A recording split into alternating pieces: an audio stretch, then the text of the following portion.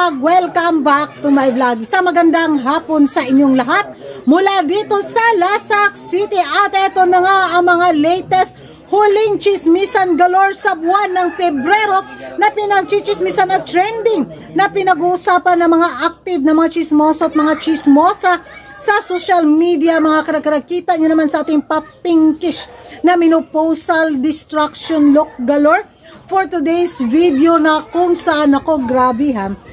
Unahin muna natin to mga pasabog na eksena ng ating mga kandidata sa Miss Universe Philippines 2025 na kung saan fresh overlooking kayang ilang pa pinkish galore na mga pa-outfit mga karag-karag sa kanilang pa sponsor photoshoot bitaw na kung saan sumabak din ako sa pa-photoshoot na yon, o diba? Patatalo ba tayo dyan? Dahil nga sa pa-eksena galore na to mga karag-karag, makikita daw natin sa mga kandidata kung sino talaga yung mga beauty umangat sa pa-pinkish galore nila na pa-outfit. At isa din sa pinagchichismisan nito, ito ngang pa-look ni Atisa Manalo na kung saan nagparitoke daw ng lips si Atisa Manalo mga karag-karag kasi nga sa kanyang latest na mga pasabog na pa-eksena na mga photoshoot bitaw sa social media na pinupost niya na kung saan ang ganda-ganda naman kasi niya. So na-intriga yung karamihan kung nagpatusok ba daw ng formalin si Atisa Manalo sa kanyang lips. Ay pa ka na ilamok.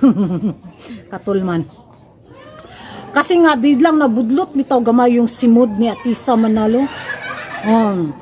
So ayun, nag-explain din yung makeup artist ni Atisa Manalo na technique lang yun para lalong gumanda yung lips, yung ngabil, yung labi ni Atisa Manalo.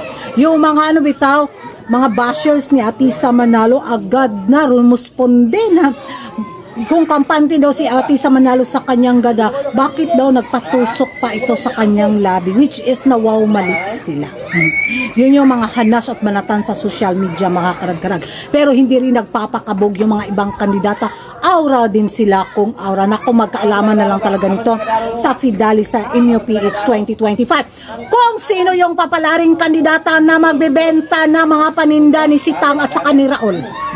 Speaking of mga paninda nga, naawa naman ako sa ating kandidatang ipapadala sa Tainis bitaw na maging pambato ng Pilipinas at kung sakaling manalo man sa corona, maging ano lang, tindera ni Sitang at saka ni Raul. Onsa man ni mo haday? Onsa may paliton? Onsa makauna? Maging tindera lang bitaw ni Sitang at saka ni Raul. Kasi nga sa mga pa-eksena ngayon sa Miss Universe Thailand 2025, ayun, super celebration galore kay sila mga karag-karag. Grabe, limpak na milyones talaga yung naging eksena ni Sitang at saka ni Angkol mga karag-karag. Time pa sa imong sukli day. Grabe oy, 1 million baht. Grabe yung saya ni Sitang dahil nakisali din siya sa MUT pa-live selling galore. Naluka ang mga ano bitaw, chismoso at mga chismosa na mga beauty pageant lovers. Ano daw ginawa ng may-ari ng Miss Universe Organization? Bakit nakibenta rin daw sa MUT Organization? Rest in peace na talaga sa Miss Universe pageant mga karag-karag. Yan yung magiging reaction ko. Yung magiging ano na lang natin ito is enjoy the show na lang talaga kung ano yung hiyain nilang production. Pero pagdating sa mga nakasanayan na nakagisna nating Miss Universe no na very ano bitaw na respetado yung wala na oy. Tuluyan na talagang binaboy ni Sitang ang Miss Universe Organization mga karag-karag, ang Miss Universe pageant. Parang ginawa na talaga nilang circus, lalo na ngayon nga inain ang pag-live selling, ayun ginamit yung mga kandidata. So marami talaga ang nadismaya. Madismaya man tayo ng 7 beses o 10 beses, wala na tayong magawa din, di ba? Kasi hawak nga nila ang Miss Universe pageant, ang Miss Universe Organization, kung ano yung gagawin nila sa mga kandidata. Nako, sila rin naman yung makasuhan, di ba? Sa nangyari ngayon sa Miss Universe pageant, nako, yung expectation ko nito is yung show na lang talaga na ihatin nila sa preliminary at saka sa final. Kasi kung usapang pa-advokasya, naku, wala naman yung saysay. Di ba? Parang wala na talaga yung ipinaglalaban ng mga kandidata na pa-advokasya nila sa pagsali rin sa Miss Universe pageant. Ngayon, ako, kung mataas yung followers mo, kung marami kang milyones na followers, kung mataas yung engagement mo sa social media, at makabenta ka ng mga milyones sa iyong pa-live selling, pasok ka sa banga. Di ba? Marami kang mga advantage sa iyong journey sa corona sa Miss Universe. Gaya ng ngayon, usap-usapan nga si Vena na yun, nakutan ni Vena yung 10 million baht ba yun? Di ba? Ang daming mga advantage ni Vena sa kanyang road to MUT 2025. So, sa darating na Miss Universe 2025, kung sino man yung kandidatang ipapadala natin, siguraduhin lang talaga niya na malakas siya sa live selling. Yung advocacy ang ipinaglaban niya, ay wala na yun. Parang yun yung haka-haka ko, mga karag-karag.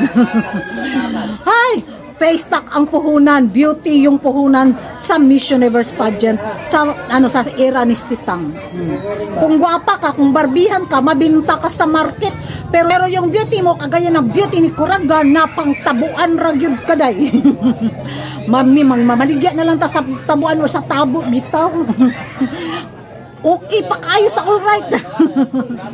Pero kung yung face lock mo, barbihan, manikain ng mukha, pasok ka sa pa-live selling ni Sitang at ni Raul. Ewan ko sa inyo mga karagkarag kung ano yung magiging reaction nyo na tuluyan na ngang rest in peace nga ba ang Miss Universe pageant. At ano yung masasabi nyo mga karagkarag sa mga kandidata ngayon sa Miss Universe Philippines 2025. Mag-ingay tayo sa comment section at kung hindi ka pa nakapag-subscribe sa YouTube channel ko, don't forget to like and subscribe. Kuragan Karag, ababaeng lagi nagkarag-karag. And see you in my next vlog. On sa manimado, atong Apol ang bebe.